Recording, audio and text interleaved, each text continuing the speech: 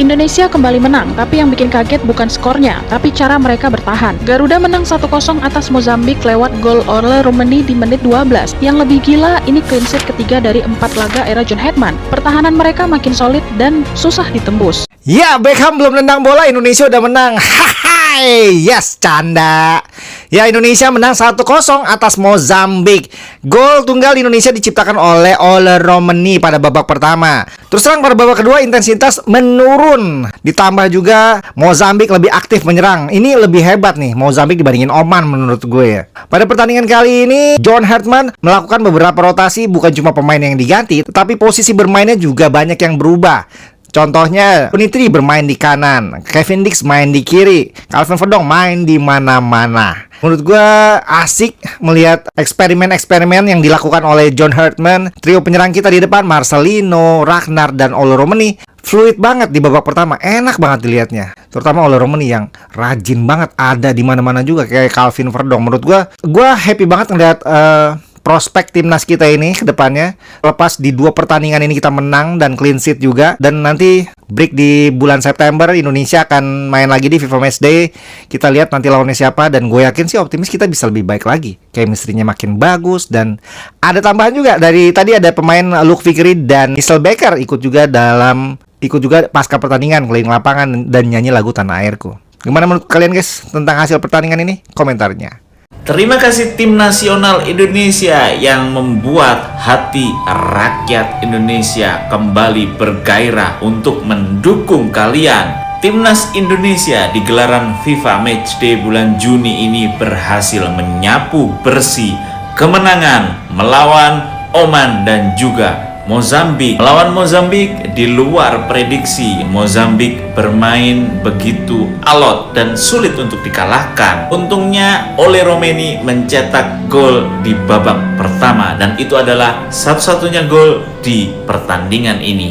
Di babak kedua, Mozambik bermain low block dan parkir bus. Timnas Indonesia sempat kesulitan untuk menembus gawang Mozambik, tapi pemain-pemain timnas Indonesia juga fokusnya nggak hilang untuk diserang balik oleh Mozambik. Sepertinya John Hetman sudah menemukan pola permainan dan strategi yang akan digunakan untuk pertandingan-pertandingan selanjutnya. Ini juga menjadi catatan bagus John Hetman bersama tim nasional Indonesia. Dari 4 kali pertandingan yang dilakoni John Hetman bersama timnas Indonesia, John Hetman sudah 3 kali menang dan sekali kalah melawan Bulgaria. Dengan hasil ini, Indonesia berpotensi untuk naik peringkat dari 118 ke 117 ranking FIFA. Persiapan yang bagus bagi tim nasional Indonesia karena ke depan timnas Indonesia akan berlaga di AFF Hyundai Cup di bulan Juli hingga Agustus mendatang. So, sekali lagi untuk tim nasional Indonesia dan juga pelatih John Hetman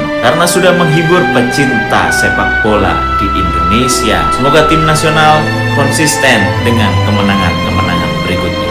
Gimana menurut pendapat kalian? Tulis aja di komentar. Dan jika kalian nggak ingin kudet informasi sepak bola, jangan lupa follow akun gua sekarang juga. Hetman gimana sih?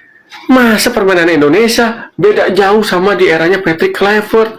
Ini dibuat John Hetman, Indonesia bikin geleng-geleng kepala tim lawan.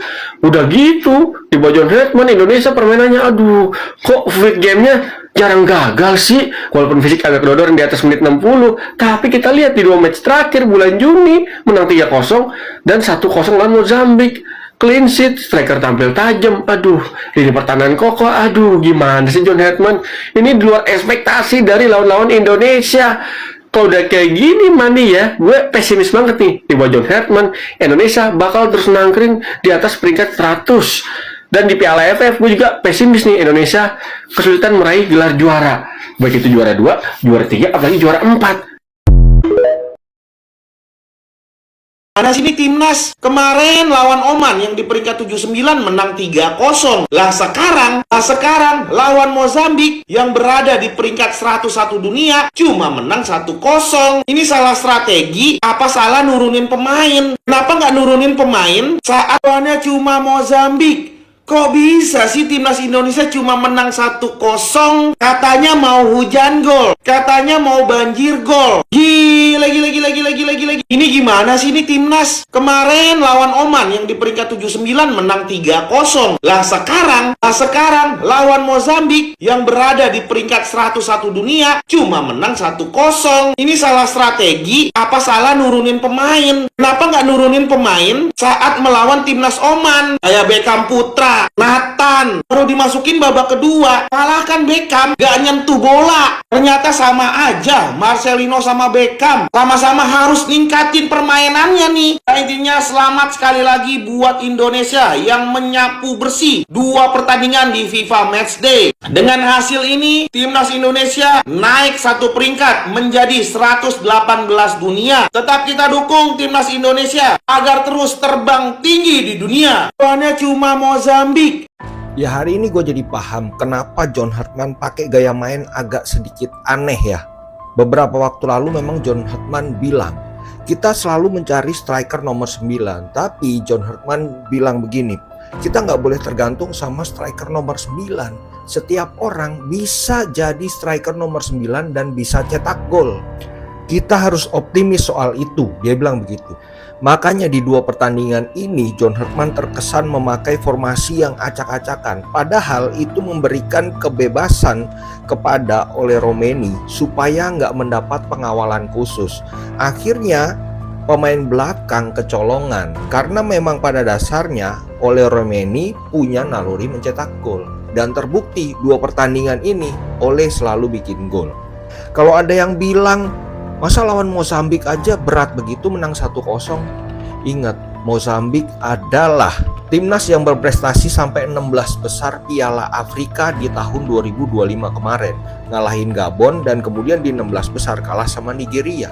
Tapi Mozambik juga sangat kesulitan melawan Indonesia karena Mozambik ini transisi positifnya buruk banget. Nggak ada pemain kreatif di lini tengah. Makanya nggak heran nih, Jackson F. Thiago marah-marah mulu.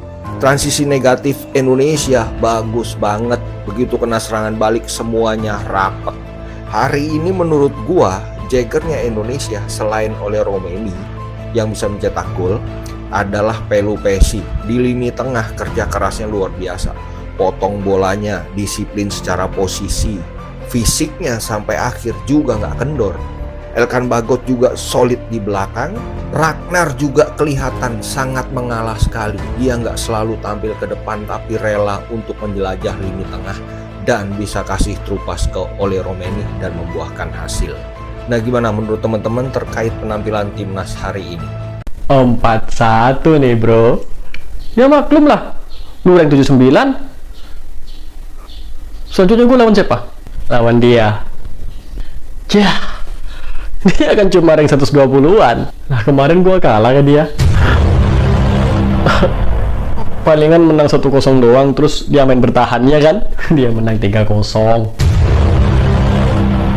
Dia juga yang mendominasi pertandingan. Ranknya emang 120-an, tapi kualitasnya kayak rank 40-an.